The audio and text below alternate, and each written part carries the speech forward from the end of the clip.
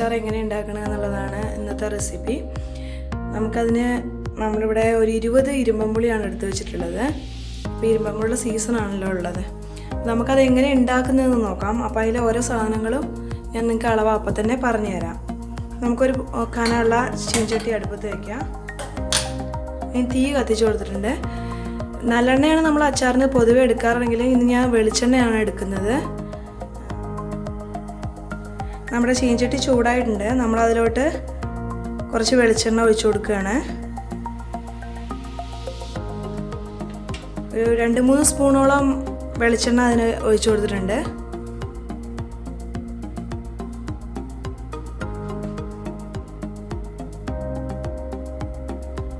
എണ്ണ നന്നായിട്ടൊന്ന് കാഞ്ഞു വരുമ്പോൾ നമ്മൾ ഈ തീ ചുരുക്കാൻ പോവുകയാണ്. തീ കുറച്ച് സ്ലോ ആക്കിയിട്ട് ഫ്ലെയിം കുറച്ച് കുറച്ചിട്ട് നമുക്ക് ബാക്കിയുള്ള കാര്യങ്ങൾ ചെയ്യാം.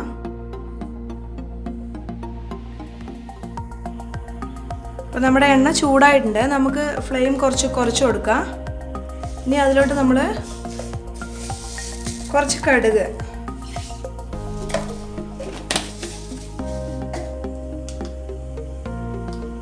ഇട്ടിട്ടുണ്ട്. ഇനി അതിലേക്ക് 2-3 കപ്പലമുളക്, ഒരു 2 കതിർപ്പ് കറിവേപ്പില, ഇത് നമ്മളിവിടെ റെഡിയാക്കി വെക്കണം.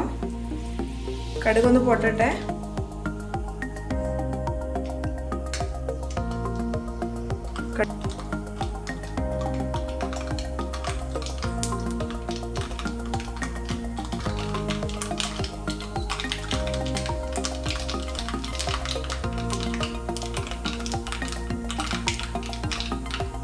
നമ്മളുടെ കടുക് പൊട്ടിക്കഴിഞ്ഞു. നമ്മളിനി കപ്പലമുളക് ഞെട്ടിയോട് കൂടെയാണ് പൊട്ടിച്ചെടുത്തിട്ടുള്ളത്.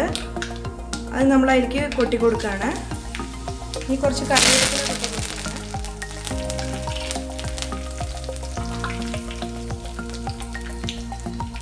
ഇതൊന്ന് നമുക്ക് ഇളക്കി കൊടുക്കാം. അപ്പം നമ്മൾ തീ കമ്മിയാക്കി വെച്ചിട്ടുണ്ട്. ഇനി അതിലോട്ട് നമ്മൾ മുളക് പൊടി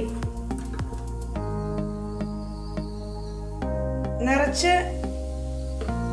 2 ടേബിൾ സ്പൂൺ മുളക് പൊടി, എരിവുള്ളതാണ് അത്യാവശ്യം, ഇട്ട് കൊടുത്തിട്ടുണ്ട്.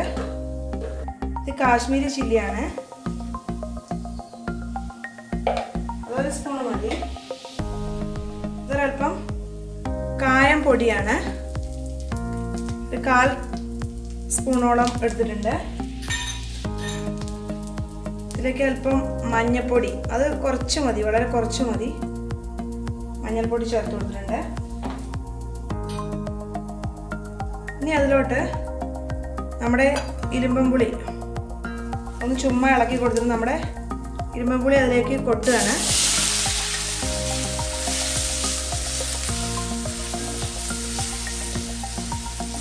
ഇത് നമുക്കൊന്ന് വഴറ്റിയെടുക്കാനുണ്ട്.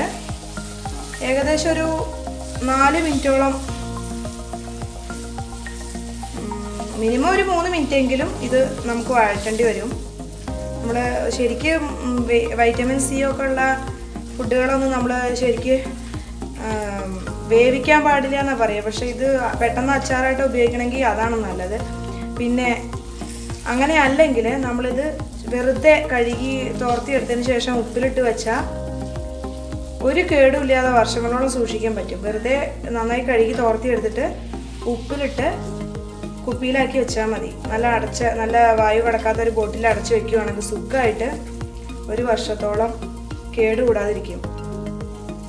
ഇതൊന്ന് വെന്ത് കിട്ടണം. എന്നാലാണ് നമുക്ക് പെട്ടെന്ന് ഈ അച്ചാർ യൂസ് ചെയ്യാൻ പറ്റുള്ളൂ. അല്ലാന്നുണ്ടെങ്കിൽ ഒരാഴ്ചയൊക്കെ വെച്ചതിന് ശേഷമാണ് നമുക്കിത് എടുക്കാൻ പറ്റുള്ളൂ.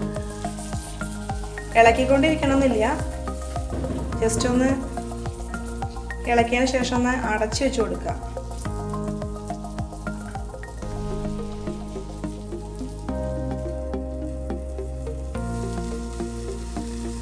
പിന്നെ പെട്ടെന്നായി കിട്ടും. അടച്ചു വെച്ച് കൊടുത്തിട്ടുണ്ടെങ്കിൽ പെട്ടെന്ന് 2 മിനിറ്റ് കൊണ്ട് തന്നെ അത് ആയി കിട്ടും.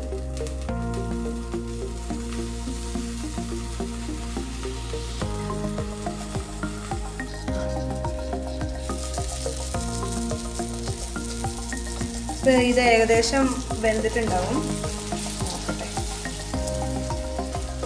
എളുപ്പം കിട്ടും. ഇപ്പോൾ നോക്കൂ, ഇത് പെട്ടെന്ന് വെന്തിട്ടുണ്ട്. ഇപ്പോൾ 1.5 മിനിറ്റ് സമയം എടുത്തിട്ടുണ്ട് അടച്ചു വെച്ചിട്ടും.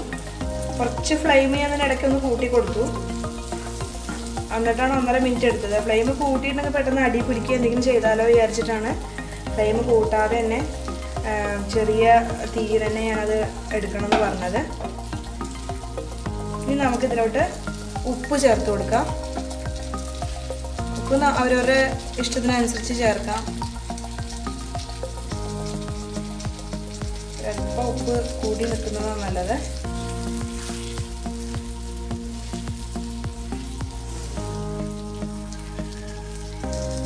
ഏറ്റവും ഒടുവ് നമ്മൾ അതിലോട്ട് ഒരു 2 ടീസ്പൂൺ വിനാഗിരി നമ്മൾ അതിലോട്ട് ഒഴിച്ചു കൊടുക്കുകയാണ്.